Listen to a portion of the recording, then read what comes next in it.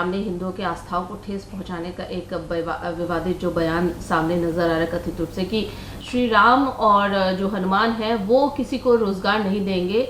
और उसके अलावा उन्होंने ये भी कहा है कि मोदी सरकार विकास एवं अर्थव्यवस्था से जुड़े मुद्दों को नजरअंदाज करते हुए केवल धार्मिक मामलों को उठा रही है और हम बेरोजगारी, महंगाई, शिक्षा, स्वास्थ्य को लेकर परेशान हैं, लेकिन कोई भी इसके बारे में बात नहीं करना चाहता है। हर कोई राम मंदिर और हनुमान के बारे में बात कर रहा है। तो इस तरीके की बातें कहिए, क्या कहेंगे? देखिए, कांग्रेस पार्टी को आदत लग गई है कि इस देश में हिंदू का अपमान करना, सनातन का अपमान करना, ये कांग्रेस को लत लग गई है और ये लत बहुत गलत उसको लगी हुई है। कुछ बातें राहुल गांधी खुद कहते हैं, कुछ बात बुलवाते हैं। सैम पेट्रोडा ने जिस तरह की भाषा बोली है, उनको मालूम होना चाहिए कि पूरे दुनिया में भारत का डंका बज रहा है। जिस तरह भारत ने आज महंगाई पे कंट्रोल किया है, जिस तरह यूक्रेन रशिया वॉर के बाद भी तेल की कीमतों पर कंट्रोल किया है, ये पूरी दुनिया में इसकी चर्चा है। आज पूरी दुनिया प्रधानमंत्री नरेंद्र मोदी को ग्लोबल लीडर मान रही है, लेकिन कांग्रेस पार्टी योजनाबद्ध तरीके से जाकर दूसरे देशों में, खासकर विदेश में जो भारत की प्रतिष्ठा बनी है, उसको कैसे दागदार किया जाए, उसको कैसे धूमिल किया जाए, इस योजना में लगी रहती है। कांग्रेस पार्टी अपनी बात नहीं कहती, उसका 1 पॉइंट एजेंडा है भारत की छवि खराब करना और भारत के प्रधानमंत्री की छवि खराब करना।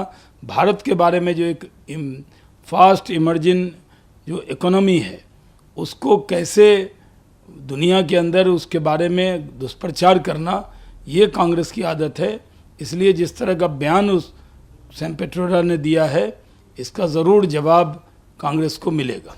लेकिन जो पर साफ तौर पर उन्होंने कहा कि हर कोई राम मंदिर और हनुमान के बारे में बात करता है। मैंने कहा है कि मंदिर युवाओं को नौकरी नहीं देने जा रहा है। तो क्या करे लोग, जो क्या इस देश के लोग राम जी का नाम या हनुमान जी का नाम लेने में कांग्रेस को इतना इतराज़ क्यों है? क्या कांग्रेस को लगता है कि इस देश में, भारत में ही श्री राम का नाम न ले कोई? ये क्या बात है? ये क्या तर्क है? कांग्रेस क्या तर्क देना चाहती है? यही कांग्रेस है जो श्री राम के अस्तित्व को ही नहीं मान रही थी। यही है जो राम सेतु के बारे में एफिडेविट क्या दिया था, राम मंदिर के बारे में क्या एफिडेविट कांग्रेस ने दिया था। ये देश जान रहा है। आज भव्य राम मंदिर बन रहा है, उसकी चर्चा अगर हो रही है तो इससे कांग्रेस परेशान है। उसे लगता है कि इस मुद्दे को भटकाया जाए, इसलिए इस तरह का बयान कांग्रेस दे रही है। दूसरा जो प्रश्न है वो बिहार से है। नीतीश कुमार जो हैं 12 जून को विपक्षी एकता एकजुट होने वाले थे, लेकिन नहीं हुआ। अब नीतीश कुमार जी ये कह रहे हैं कि हम ये नहीं चाहते रिप्रेजेंटेटिव आए, जो हेड हैं वो आए, हम कांग्रेस से इस विषय में बात करेंगे। और कांग्रेस के मतलब जो हेड है वो नहीं रहने की वजह से ही ये जो विपक्षी एकता की जो मीटिंग है वो टली है। कैसे देखते हैं उनके इस बयान को? देखिए, बिहार में ये माहौल बनाया जा रहा था जैसे सारे दल के लोग यहाँ आएंगे और नीतीश जी का नेतृत्व स्वीकार कर लेंगे, लेकिन कांग्रेस ने उसमें पलीता लगा दिया। कांग्रेस ने उसमें कहा कि हम अपने रिप्रेजेंटेटिव भेजेंगे और मल्लिकार्जुन खड़गे या राहुल गांधी ये दोनों नहीं आ रहे। जब मल्लिकार्जुन खड़गे और राहुल गांधी नहीं आ रहे तो उस मीटिंग का तो कोई मतलब इनको लगा नहीं। इसलिए अब मुझे लगता है कि ये पूरी तरह टल गया है। कांग्रेस इस बैठक को टालना चाहती है। कांग्रेस को नीतीश कुमार जी में कोई भविष्य नहीं दिख रहा। उनके साथ बिहार में गठबंधन तो वो कर लेंगे, लेकिन जितनी उम्मीद नीतीश कुमार जी ने कांग्रेस से लगा रखी है, उस उम्मीद पर कांग्रेस ने पानी फेर दिया है। इसलिए वो बैठक भी कैंसिल हुई है और बहाना भी तलाशा है। सबसे बात करके, राहुल गांधी जी और मल्लिकार्जुन खड़गे जी से बात करके ही तो डेट तय किया था और उन्होंने ही इसको टाल दिया। तो इससे समझ में आता है कि कोई भी जनता दल यूनाइटेड को या नीतीश कुमार जी को, उनके जितने सहयोगी दल जो विपक्षी दल हैं, वो सब तो चाहते हैं, सबके मन में ख्वाब है और वो ख्वाब नीतीश जी के भी मन में है। तो कोई एक दूसरे के ख्वाब को सपोर्ट करने को तैयार नहीं है।